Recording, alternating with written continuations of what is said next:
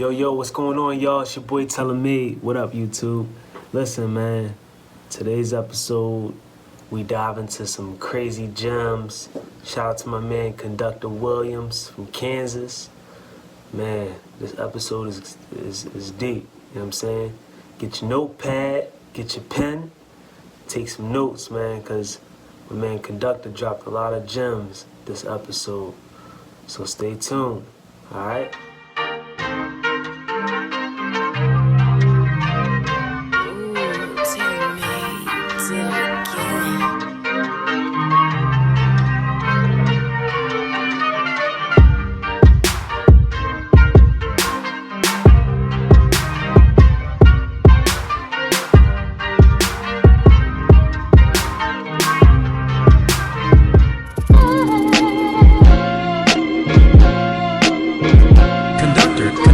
Conductor.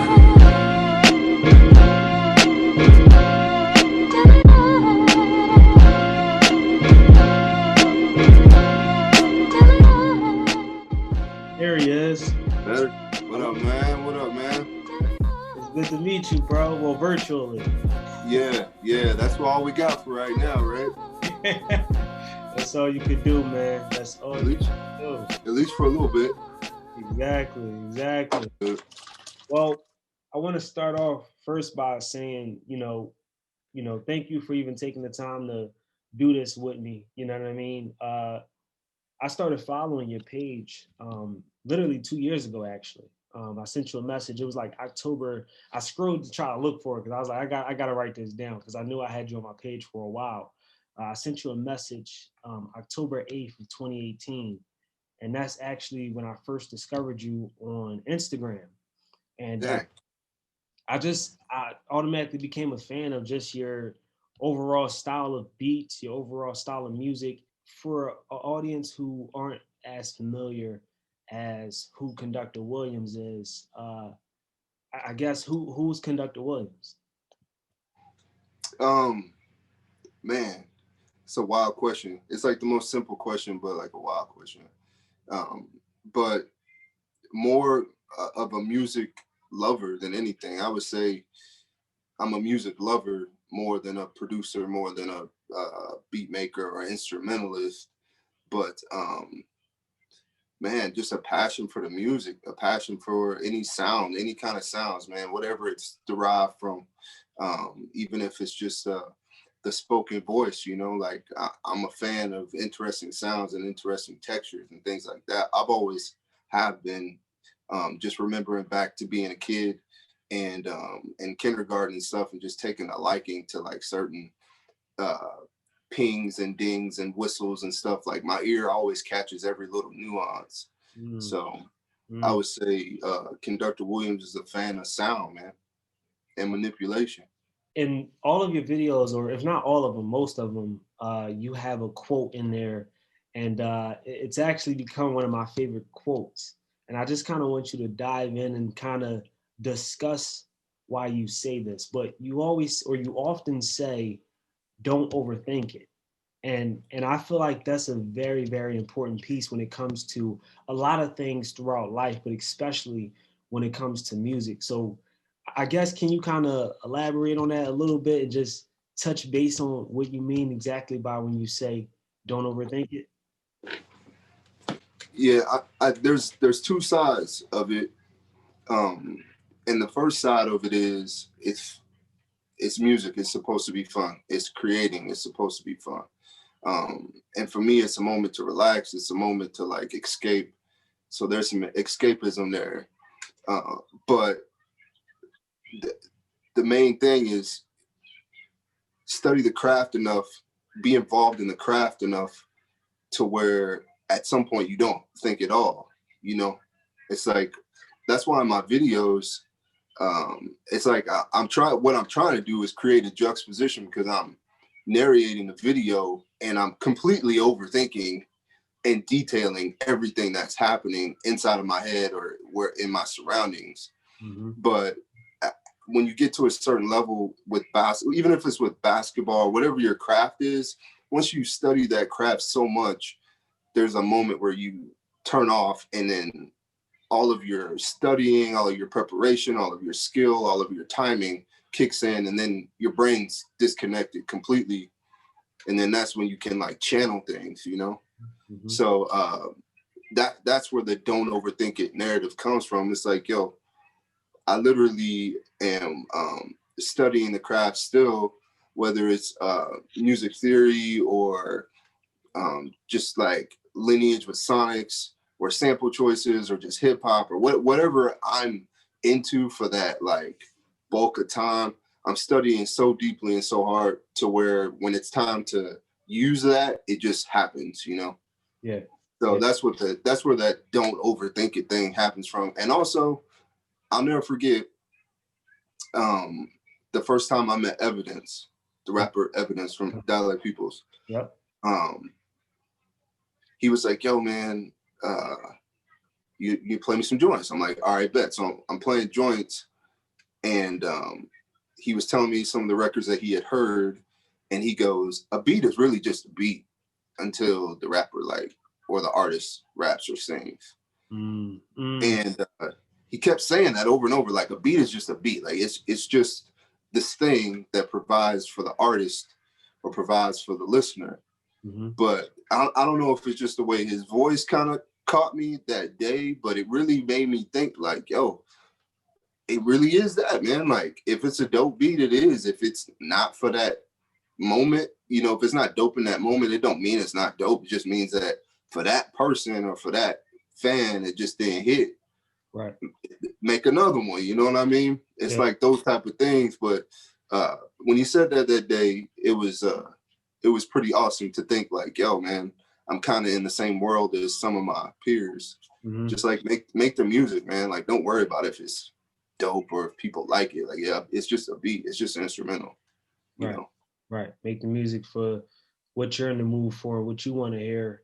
And if That's people it. want to vibe with it, they'll vibe with it. That's all. I mean, that's it. I mean, you can't make nobody like it. You know, you can't even make nobody press play anymore. How would you classify your sound? You know, like how would you say or categorize your sound?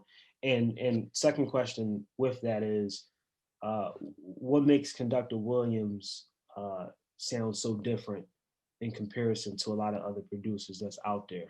For me, it is all just using what I got. Like my sound is using what I got. Like I'm not thinking about trying to form some to some aesthetic.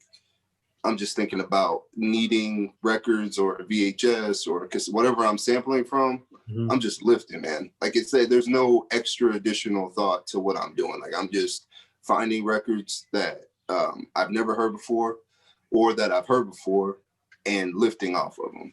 Like that, it's not even like a immediate thought of like, man, I'm gonna make something to fit into this genre because the kids are calling it lo-fi or the kids want trap or the kids want this.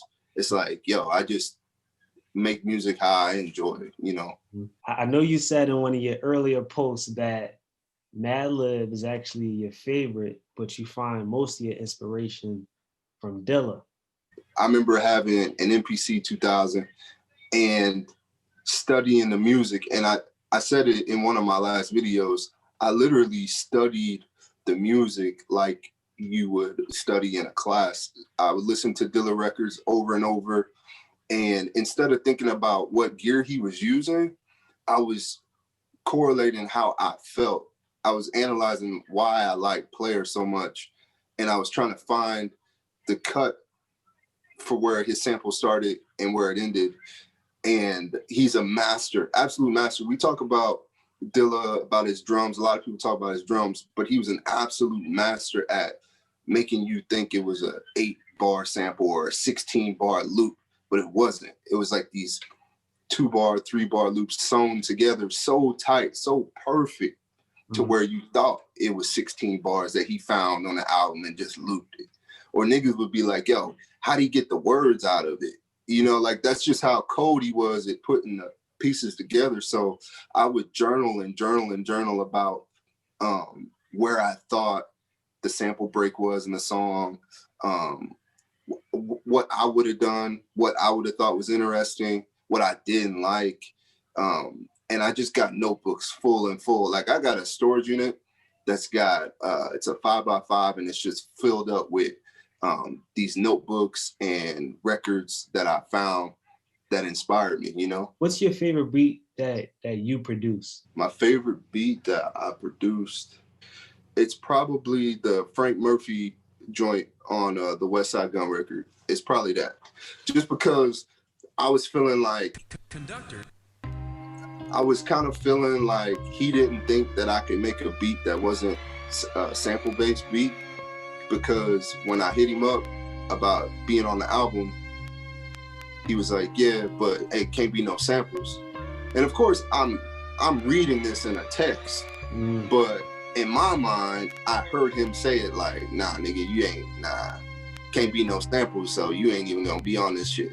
Like, I just felt like he was putting me aside, and maybe that's just like some like Kobe Bryant Mamba shit that I had going at the time, but in my mind, I'm like, yo, I'm about to get on this shit, you know, like there's no way, and I'm about to come on here and be so different, and that's why that beat is my favorite, because I really pushed to be something way different than people thought I was gonna do.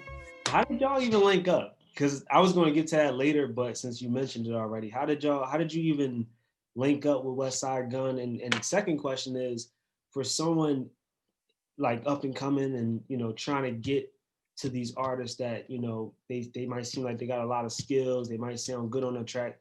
What's kind of some of the advice you have for a person like that trying to work with someone like a Westside Gunn? I had switched my mentality to be like, yo, I got 2 boys at home, I got a wife, I ain't really playing gigs like that. I just want to make this music and perform for people. Mm-hmm. And I'm going to use Instagram as my platform. Like, I narrowed it all the way down. Like, I wasn't going to do YouTube. I wasn't doing Twitter. I'm going to use Instagram, and I'm going to perform for these people, and I'm going to learn Premiere and After Effects. And that's what I'm doing. I ain't doing nothing else. Mm-hmm. I'm not recording no rappers. I'm not recording shit. I'm not doing shit. And I think that energy is what everybody felt, because Gunn found me on Instagram. Wow. And everybody that you will hear records that I have with in 2021, mm-hmm. all them people found me. And that's the most liberating thing that I'm so thankful for, is these artists are rocking with me because it's me. No gimmicks. He came across my Instagram page and he liked it. He went through all of the records and he picked the ones that he liked, the videos, and then he DM'd me and said, I would like this beat, this one. And I said, they're yours. Mm-hmm. Where do you want me to send them? Like, I was already ready. Right. So as soon as he said, I like this, and this, I had it in a Dropbox already, because I got them beats in a Dropbox already. Right, ready to go. Yeah, so I right from my phone, boom, links, you know. Mm-hmm. And so yeah, man, that's the dopest thing that's probably ever happened to me musically, is like me deciding to go all in for myself, and then it was like things begin to flourish. Another thing that I like about what you do with your music, you dropped the LP In Search of Champion Sound, and you mentioned only releasing hard copies. Mm-hmm. I never heard anyone. I mean, everyone's all into the streams, and I know you got some stuff on iTunes and Apple Music and, you know, all the streaming platforms. But what made you want to only release 100 copies? Again, it was me investing in me. And it was me diving into things that I always wanted to do. And I only wanted 100 people to have a copy of that. And I wanted those 100 people to feel like if they wanted somebody else to have it, then they would burn it. Like, my whole desire, bro, is not to get on. Like, it's not that real to me. Like, I've been blessed with so many things, man.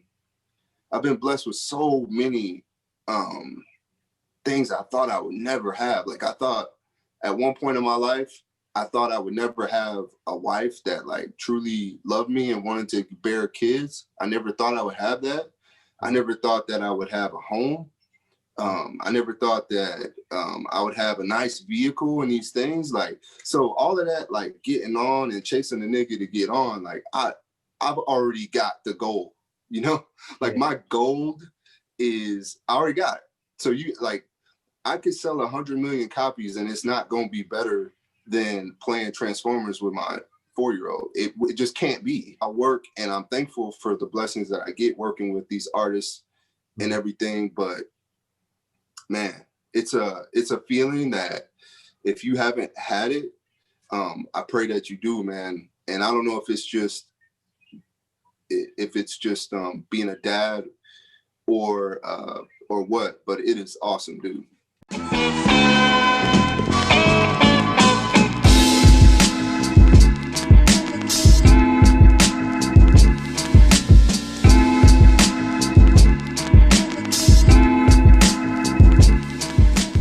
What are sonics? You know, let's kind of touch base on what exactly sonics are and how you use them to, I guess, kind of manipulate music or add a certain sound or specific sound to your music, and then we can discuss samples after. Yeah, so on the low, I'm a mastering engineer. So I went back to school in 2016 and got a 2-year degree in audio engineering. And the emphasis for me was mastering, like recording and all of that. Like I had to learn that stuff too, but it's just mastering. So a lot of what happens after the record is produced and mixed and recorded, there's a whole nother process in which you notice, right? But there's a whole nother process, and that's the process that that I love the most is the mastering one, because it's like true to science of it, you know, like true to the math, true by the numbers. What sound are you trying to attain, and how can we manipulate the frequencies to help you attain that sound? And everything's give and take. So if you want to have a brighter high end, one would say there's a school of thought to say boost the high end. Boost the high end, you know what I'm saying? Turn up the treble essentially. But then there's another school of thought that says if I dip out of my low end, if I find a frequency band that I could dip out of, then it gives me more space in the mix. If I take some low out, it makes my highs brighter and I can make it louder at the same time. When I begin to talk about sonics, I'm talking about space, like actual density space. Yeah. And so having that education, I guess, helps me while I'm creating, because it gives me an opportunity to put things on the back burner, or it's an opportunity to know I'll fix that later. It helps me speed up my process. So if the drums aren't necessarily knocking and I'm just either being lazy or I just like the groove of how they sitting in the mix, in my mind, I'll put that back there and say, all right, let's see if I can like apply some imaging and compression from 120 to 50 and see if I can boost a bit.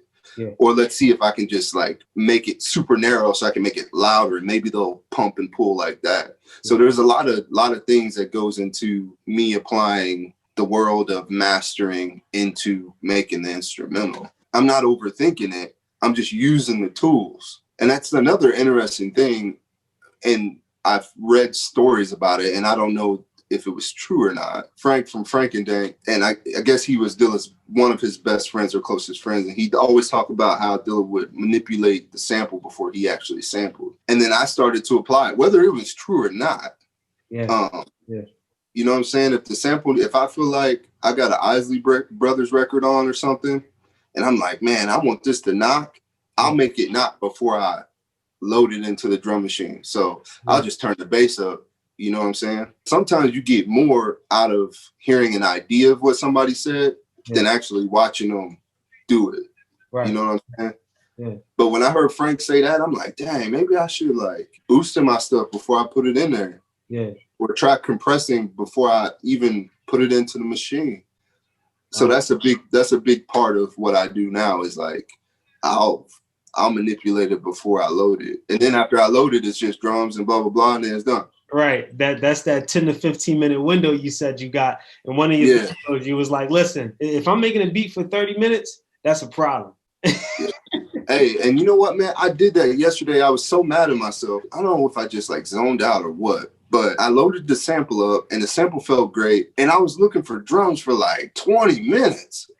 And I was like, yo, I don't even know what I'm doing right now. And I just turned the machines off and went upstairs. Like I just ended that moment. I looked at the clock. I'm like, damn, it's been 20 minutes. I haven't even found the drums. This ain't it. This is not it. It can't be. And I didn't even save. I just turned everything off, man. I have too many nights like that. Way too many nights. And my wife, she's like, you coming to bed? I'm like, I'll be in there in a little bit. And I'm so mad at her trying to figure it out. And I be overthinking it. Yeah. That's why I just stopped, man. I just stopped. And then I marked the record with a little dot, the song I sampled. Now I'll come back to it like next week or something. But yeah, man. Yeah, that ain't it, man. That's too much. That's too much, bro. That's too much, bro. If you're not in there with another person, I don't know. I don't want to say that because that's like I don't want to create like classism or any kind of like elitism because that's not the case. Right. But for me, if I'm in there by myself and I can't put it together in like 20 minutes, that ain't it. Now, if you in there and I'm in there and I'm searching for the sample and we talking and you messing around on the keys and this and that, that's different. Right. You know? Right. You know what I'm saying? If you're making a beat from scratch, that's way different because you actually are playing all the elements, you know, so that's way different. Yeah, with sample-based beat making, I do see myself making or preparing beats a little bit quicker than trying to make it from scratch. Trying to make beats from scratch, bro, I be pulling my own hair out sometimes. I can't even lie to you. Yeah, man. That's why I always say Pharrell Williams, not the Neptunes, but just Pharrell, he might be the greatest hip hop keyboard beat maker of all time. And I don't know how quickly he puts things together or if it's one of those labor of love things, but there'd be some cold keyboard beats, man. Straight up. That's dope. I just want to touch base real quick on Positive Vibes Matter because that's one of your most recent projects. Morning Thanks. That's the intro, isn't it? Yeah. That's hot. And then God Save the People. And I feel like it's well needed in today's times. Yeah, the Positive Vibes Matter album was inspired by a record store here in Kansas City. It's called Mills Record Company. So I went in there one morning and the owner, Judy, she said, hey, Matthew picked out a bunch of records that he thought you would like. He's not here, but they're in the back. So I went into the back and he had picked out like between 25 to 30 gospel records that they had just got. So I went back there and it was some of the craziest 70s, late 60s gospel records. And then some of the choirs were even from Kansas City. So it was like, I know there was only a handful of those even cut, you know, maybe like 50 of them. So I took them off her hands, man, came home and put them on and was just making joint after joint after joint. And then I just wanted to lace them together in a way to where the listener kind of feels that vibe that it's like, yo, man, God really is a redeemer, you know? My favorite is one called Troubled Waters. At the tail end of the beat, there's a snippet about a parable of Christ. I want you to listen to it. There's parables laced throughout, man. So I just wanted to give a message to the people, man. One of your projects, didn't you say you sold out in like 2 days? Yeah, that was the cassette, right? 2018. That one sold out in like 2 days. And that was the first time I ever done anything. Shout out to 100 Acres, the label overseas. First label release. Yeah, that was the first one. It was the first one to really like rock with me on some like, we don't care if you don't have any placements. Like, we like how you sound. We want to invest. We messing with you type of thing. You know how I discovered that you even did any production for Westside?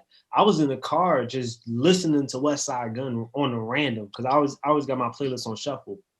And I heard the conductor, and I was like, I only know one Conductor. Like, you know what I mean? Yeah. Like, oh shit. And that's when I sent you the message. I was like, bro, you made this, John? You're like, yeah. Yeah, man. Crazy. That, a lot of people that really care about me, admire, love me, hit me just like you did. Yep. And they're like, yo, this is ridiculous. You know what I'm saying? That was worth more than anything, is like knowing that people that I care about, right? You know what I'm saying? Like people that I would go out and do their podcast or go out and do their channel like you. Right. Knowing that we had a moment, we had that in the car moment where it's like my shit came on the radio and we was in the car together. Mm-hmm. And we both bugged out at the same time. And I had that with all of y'all, man. Like the wild thing about my Instagram and how I kind of targeted at it is that I feel so connected with all of y'all, man. Like even the cats that came because of Westside Gunn, they stayed because of all of y'all. Whenever I get a placement or whenever something happens, every time I make an ill beat, I really be thinking of y'all like, yo, man, this shit, like, they gonna go crazy. Yeah. Because we all in the same boat, you know? And whenever I see successes with yourself, even with you getting engaged, I'm like, yo, that hit the same as you hearing my record hit. It hit the same way where it's like, yo, man, that's crazy right there. Like whatever your job is, you feel your job is on the planet, it's not before family. It's not before friends. It's not the key to happiness. These things that we're gifted to be able to do, I feel that they are lesions from our God to entertain ourselves and to make ourselves happy, not necessarily to be monetized. If the Lord wanted us to have money, he could give you money. Mm-hmm. You know, it's not, you know what I mean? Focus on yourself, gift yourself music. You know, if music is your thing, gift yourself music, make yourself happy, and then share it without monetization in mind. For the longest time, from the time I was your age till maybe 4 years ago, I was playing the fence. I wanted to just focus on having fun and being happy and sharing the music. And then I was like, I want to make a career out of this. I have to make a career out of this. Yeah. And I started, you know what I'm saying, manipulating myself. Yeah. And that's not the gold, man. Be a seller and be a hustler and care less, or completely ride for your happiness. Yeah. And I think that's when you get the most fruit out of what you're doing. Yeah. I'm enjoying being, you know, Denzel more than Conductor and this and that and this and that. Like, yo, I be in my basement just having a ball down there, man. You know what I'm saying? That's the greatest gift. That's the greatest gift. So hopefully, if you're listening to this and you tuned in, just know that I'm appreciating everything, bro. Like everything that you're providing with this platform. I appreciate that. And as the listener, as the fan, I appreciate y'all tapping in with me. It means a lot.